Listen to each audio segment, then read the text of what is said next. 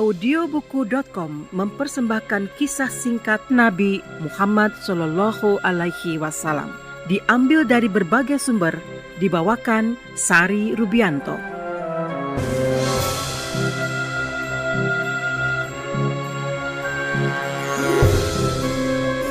Kisah teladan Nabi akhir zaman, Nabi dan Rasul terakhir yang diutus Allah Subhanahu wa Ta'ala adalah Nabi Muhammad SAW.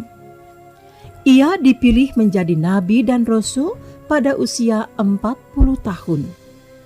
Ia menyampaikan risalah kenabian kepada kaumnya selama 22 tahun, 2 bulan, dan 22 hari. Muhammad dilahirkan di Mekah. Kakeknya Abdul Muthalib menamainya Muhammad atau orang terpuji, sebuah nama yang belum pernah digunakan dan dikenal sebelumnya. Ketika lahir, Muhammad telah menjadi anak yatim.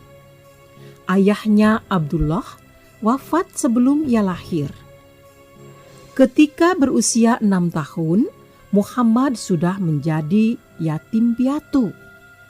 Ibunya Aminah binti Wahab meninggal dunia dalam perjalanan pulang dari Yatsrib setelah berziarah ke kuburan suaminya. Kemudian Muhammad diasuh oleh Abdul Muthalib. Sebelum Muhammad berusia 8 tahun, kakeknya wafat. Pamannya Abi Thalib lalu mengambil alih tanggung jawab mengasuh Muhammad. Sejak bayi, tanda-tanda kenabian telah tampak pada diri Muhammad. Pada usia 5 bulan, ia sudah bisa berjalan, dan pada usia 9 bulan sudah pandai berbicara.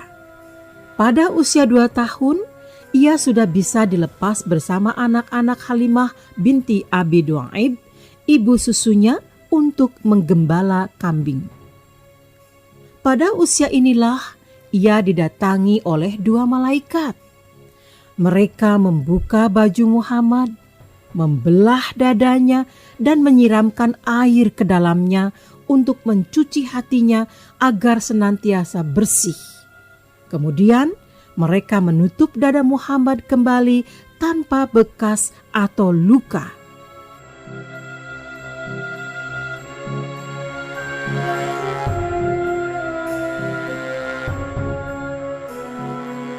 Ada suatu peristiwa yang mendahului kelahiran Muhammad.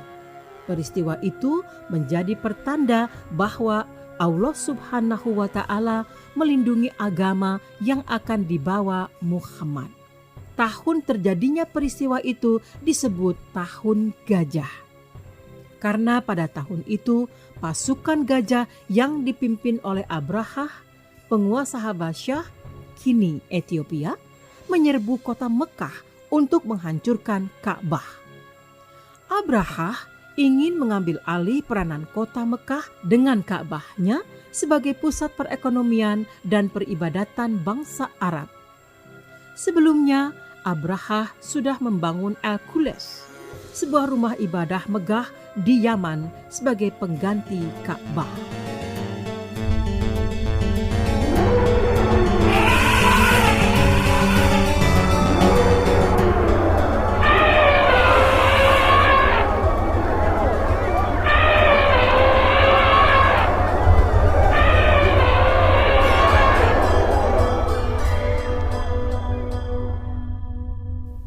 Pada usia 12 tahun, Muhammad mengikuti kafilah pamannya ke Suriah. Sepanjang perjalanan di gurun, mereka dinaungi awan sehingga tidak kepanasan. Di Bushra, kafilah ini bertemu dengan seorang pendeta Kristen bernama Bukhairah yang meyakini bahwa Muhammad adalah calon nabi yang ditunjuk Allah Subhanahu wa Ta'ala.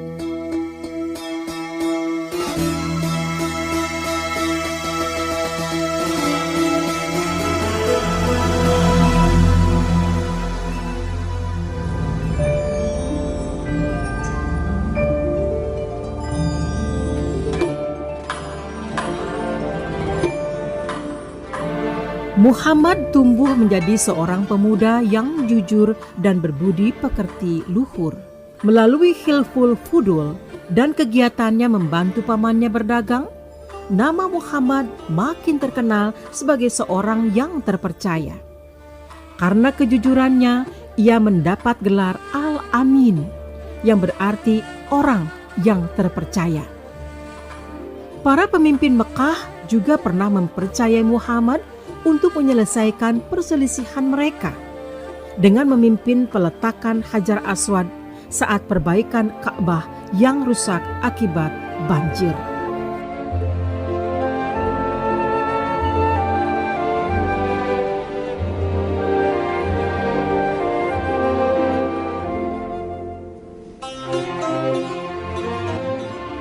Pada usia 15 tahun, saat terjadi perang Fijat antara suku Quraisy dan suku Hawazin, Muhammad membantu mempersiapkan anak panah untuk paman-pamannya yang hendak berperang.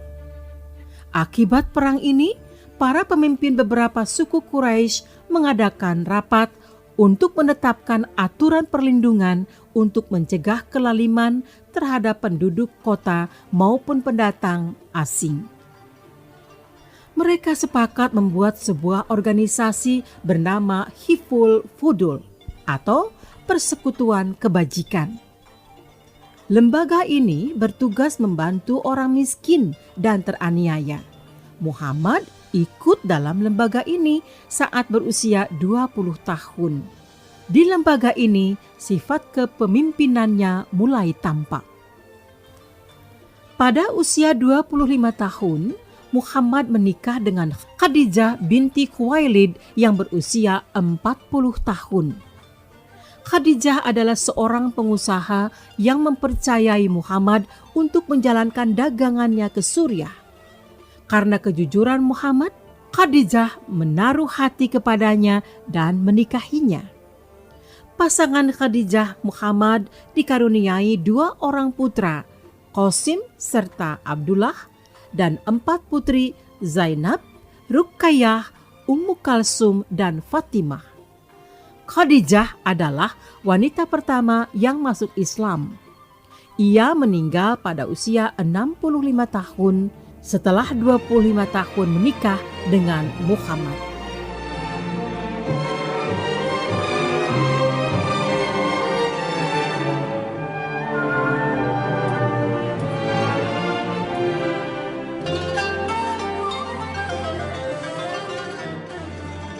Kisah Muhammad sangat banyak disebut dalam Al-Quran. Nama Muhammad disebut 4 kali dan dijadikan salah satu nama surat ke-47 yang diambil dari perkataan Muhammad pada ayat kedua. Adapun nama Ahmad disebut sekali. Riwayat Muhammad diketahui melalui penuturan para sahabat dan ditulis oleh banyak ahli dari berbagai disiplin ilmu. Oleh Michael Hart, penulis buku 100 tokoh yang paling berpengaruh dalam sejarah, Muhammad ditempatkan pada urutan pertama orang yang berpengaruh dalam sejarah manusia.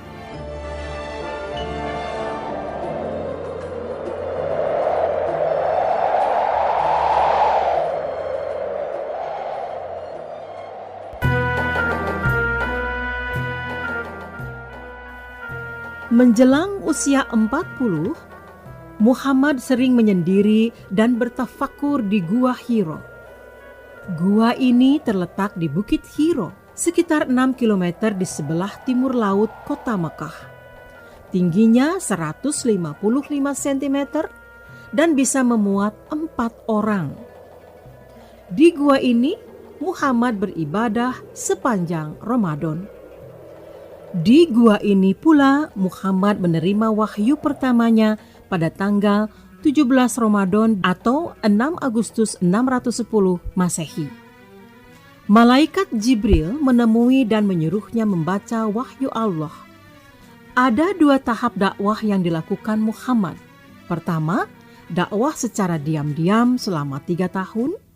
Keluarga dan sahabat Nabi yang masuk Islam pada tahap ini antara lain Khadijah, Abu Bakar As-Siddiq, dan Ali bin Abi Thalib. Kedua, dakwah secara terang-terangan yang dilakukan Nabi setelah turun perintah Allah.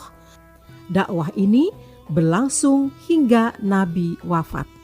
Banyak sahabat yang memeluk Islam pada masa ini, antara lain Umar bin Khattab dan Utsman bin Affan.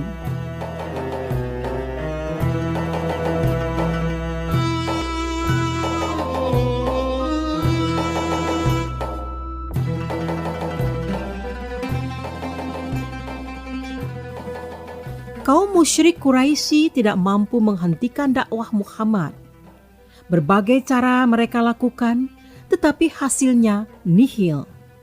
Mereka lalu mengutus 10 orang untuk menemui Abi Thalib dan meminta agar ia mau membujuk keponakannya berhenti berdakwah. Namun, Muhammad menolak permintaan tersebut.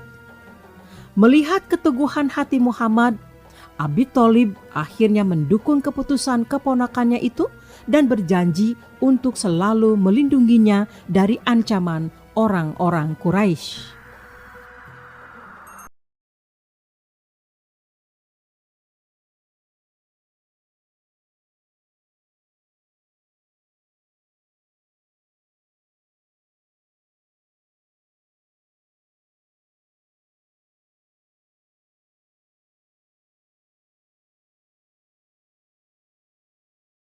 Yang menjadi pelindung utamanya wafat pada bulan Ramadan dalam usia 87 tahun. Belum hilang kesedihannya. Khadijah, istrinya yang ia cintai dan selalu mendampingi dalam perjuangan, juga meninggal dunia. Muhammad sangat sedih dengan wafatnya kedua orang yang menjadi pembela risalahnya itu. Karena itu, tahun ke-10 kenabiannya ia disebut Am al-Huzn atau tahun duka cita.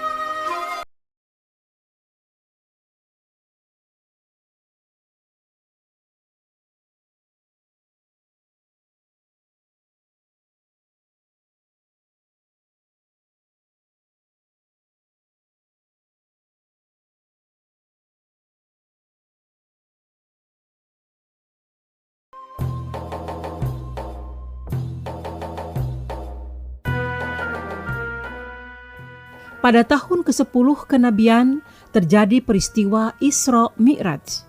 Allah Subhanahu wa Ta'ala memperjalankan Nabi Muhammad Shallallahu Alaihi Wasallam pada malam hari atau Isra dari Masjidil Haram di Mekah ke Masjidil Aqsa di Yerusalem.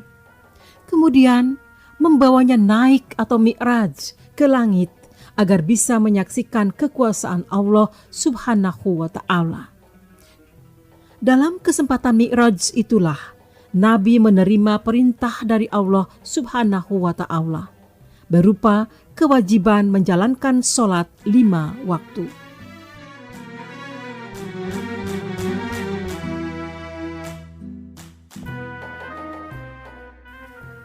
Gangguan kaum Quraisy terhadap Muhammad semakin menjadi-jadi setelah paman dan istrinya wafat. Pada bulan Syawal tahun ke-10 kenabian, Muhammad pergi keluar kota Mekah menuju Taif, 65 km sebelah tenggara Mekah, bersama anak angkatnya Zaid bin Harisah untuk menyebarkan dakwah. Selama 10 hari, Nabi Shallallahu Alaihi Wasallam menemui para pemuka Bani Saqif, namun kehadiran Nabi di sana ditolak oleh mereka. Suatu saat Nabi bertemu dengan 6 orang suku Aus dan Kharaj dari Yathrib. Nabi menggunakan kesempatan ini untuk memperkenalkan agama Islam. Mereka pun lalu menyatakan masuk Islam di hadapan Nabi. Setelah pulang ke Yathrib, mereka memberitahukan hal tersebut kepada penduduk lainnya. Pada musim haji berikutnya, datanglah delegasi suku Aus dan Kharaj menemui Nabi di Aqobah. Mereka menyatakan ikrar kesetiaan kepada Nabi yang kemudian dikenal dengan ikrar Aqobah. Mereka juga meminta agar Nabi bersedia pindah ke Yathrib untuk menghindari gangguan orang Quraisy. mereka berjanji akan membela Nabi dari segala ancaman.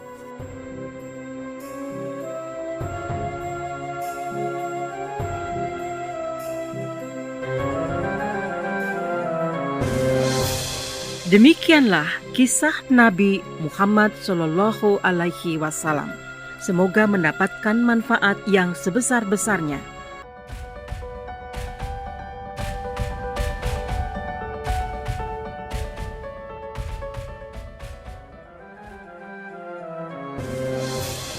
Audiobuku.com mempersembahkan kisah singkat Nabi Isa alaihi salam. Diambil dari berbagai sumber, dibawakan oleh narator Sari Rubianto.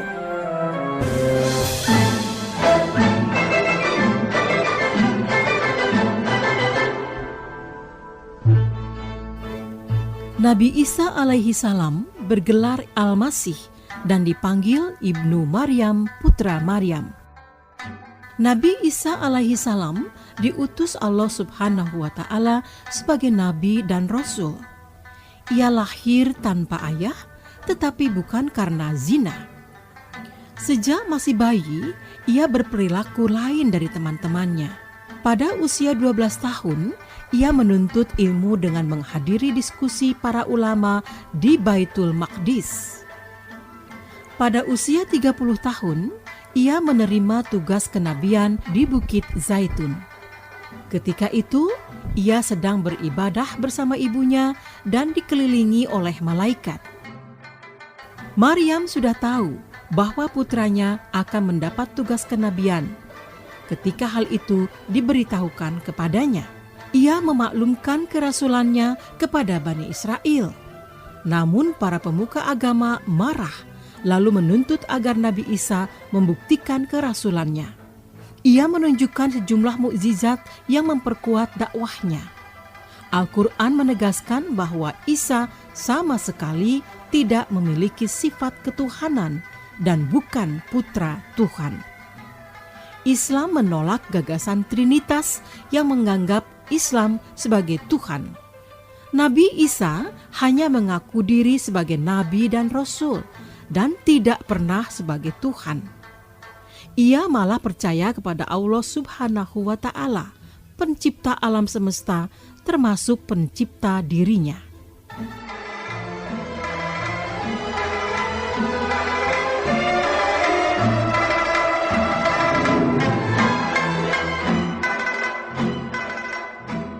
Usia kandungan Maryam semakin dekat pada hari kelahiran. Maryam keluar dari daerah pengasingannya untuk menyelamatkan diri serta bayi yang dikandungnya. Maryam semakin merasakan gerak bayi dalam kandungannya. Geraknya semakin lama semakin kuat. Karena merasa sakit, Maryam membaringkan diri. Pada saat itulah lahir seorang anak dari rahimnya. Bayi ini adalah Isa bin Maryam.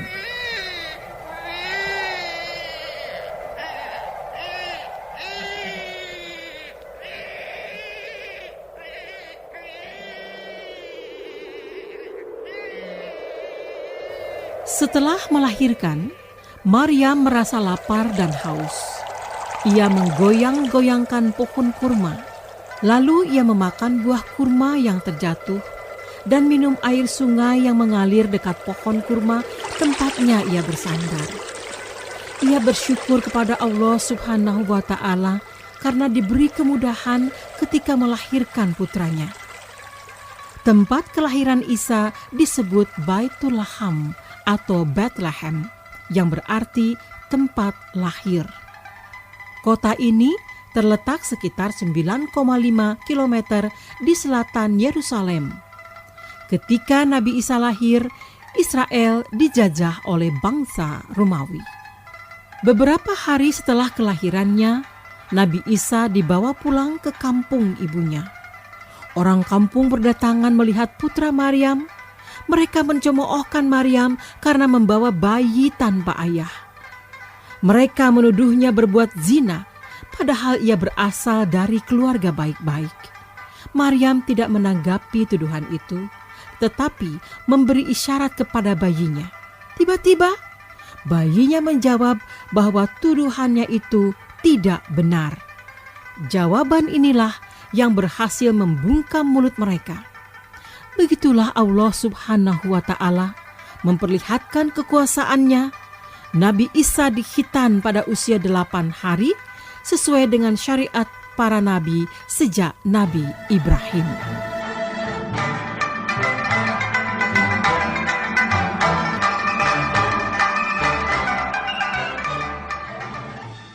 Maryam lahir dari keluarga Imran. Maryam berarti tidak tercela, juga berarti hamba Tuhan. Ia diasuh oleh Nabi Zakaria setelah ayahnya meninggal. Ketika berada di sebuah mihrab, Maryam didatangi oleh seorang malaikat untuk memberinya seorang putra suci. Maryam terkejut karena ia tidak pernah disentuh oleh laki-laki. Ia khawatir akan dicemoohkan jika ternyata ia hamil. Ketika kandungannya semakin besar, ia menjauhkan diri dari Baitul Maqdis. Ia pindah ke desa kelahirannya, Nasirah atau Nasaret. Maria melahirkan seorang bayi tanpa suami.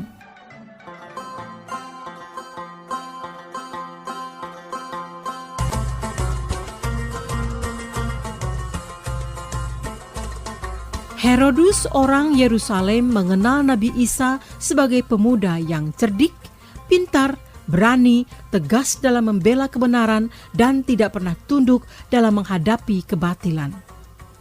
Sikap dan pendirian ini diketahui oleh Raja Herodus yang berkuasa di Palestina. Ia menganggap Nabi Isa sebagai musuh utama yang bisa mengancam kedudukannya. Herodus pun memutuskan untuk membunuh Nabi Isa. Rencana jahat ini sampai ke telinga Maryam. Oleh karena itu, Maryam segera menyelamatkan putranya dengan mengungsi ke Mesir. Maryam dan Nabi Isa tinggal di Mesir selama 12 tahun. Setelah Raja Herodus wafat, Nabi Isa dan ibunya kembali ke Palestina. Mereka menetap di Nasirah atau Nasaret. Sebutan Nasrani, orang dari Nasirah, yakni pengikut Nabi Isa, berasal dari nama tempat ini.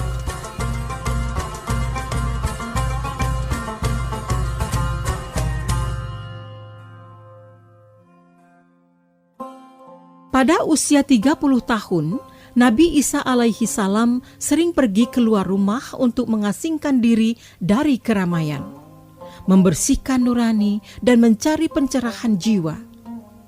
Ketika menuju ke Bukit Zaitun, Nabi Isa jatuh terduduk dekat sebuah batu besar. Tiba-tiba ada yang datang menghampirinya, lalu memintanya menjadikan batu besar itu roti.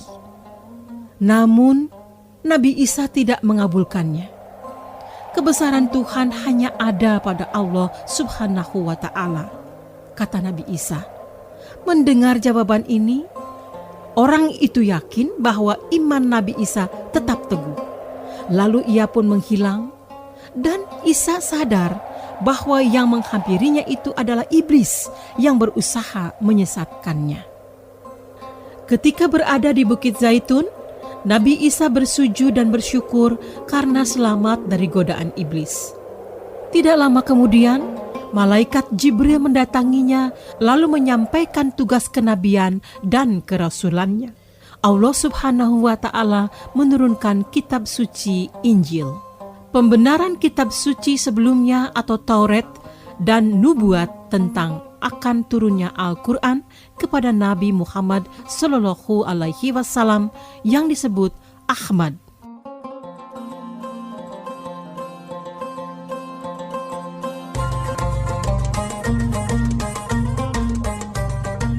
Nabi Isa alaihi salam mulai berjuang menyiarkan ajaran Allah Subhanahu wa Ta'ala, membeberkan kesalahan para pemuka agama Yahudi dan menyadarkan mereka tentang penyimpangan mereka dari ajaran Nabi Musa.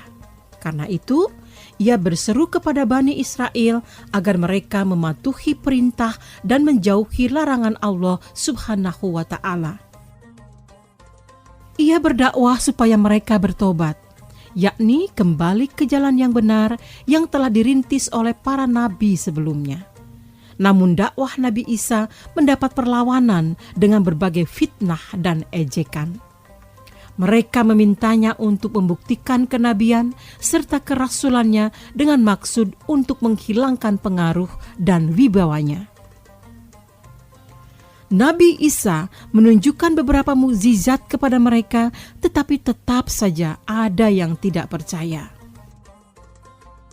Nabi Isa alaihi salam dikaruniai oleh Allah subhanahu wa ta'ala beberapa mukjizat, antara lain menghidupkan orang yang meninggal, menerima wahyu kitab Injil, menurunkan hidangan dari langit, menyembuhkan sejumlah penderita penyakit serta orang gila, memulihkan orang pincang menjadi berjalan, serta orang bisu menjadi berbicara, memelekkan orang buta sejak lahir, dan membuat burung hidup dari tanah liat.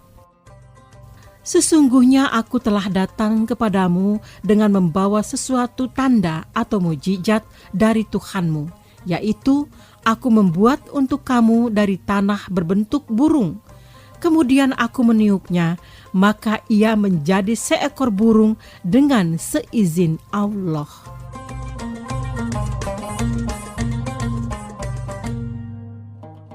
Dalam perjalanan dakwahnya, Nabi Isa alaihi salam dan para al-Hawariyun merasa lapar dan dahaga.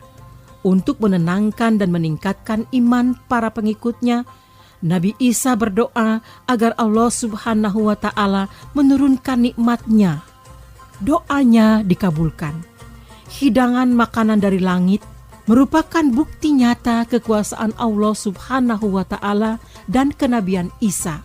Mereka menikmati hidangan tersebut dan bersyukur atas rahmat-Nya.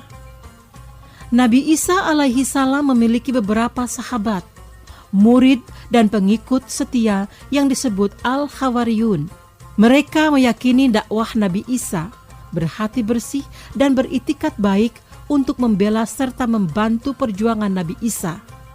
Sebagian dari Al-Hawariyun berasal dari keluarga nelayan seperti Shim'un, Adrius, Yakub, dan Yuhanna.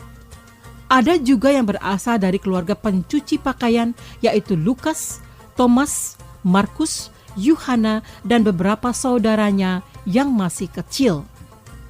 Mereka mempercayai ajaran Nabi Isa dan mendapatkan pelajaran darinya. Yudas, salah satu pengikut Nabi Isa alaihi salam, berkhianat dengan tuduhan palsu. Ia mengadu kepada penguasa Romawi bahwa Nabi Isa akan memberontak dan menggulingkan penguasa.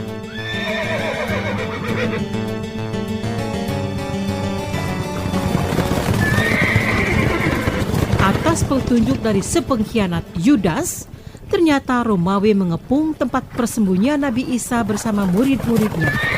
Dalam keadaan berbahaya itu, Allah subhanahu wa ta'ala menyelamatkan Nabi Isa. Nabi Isa tidak disalibkan dan tidak pula dibunuh, tetapi Allah subhanahu wa ta'ala mengangkatnya.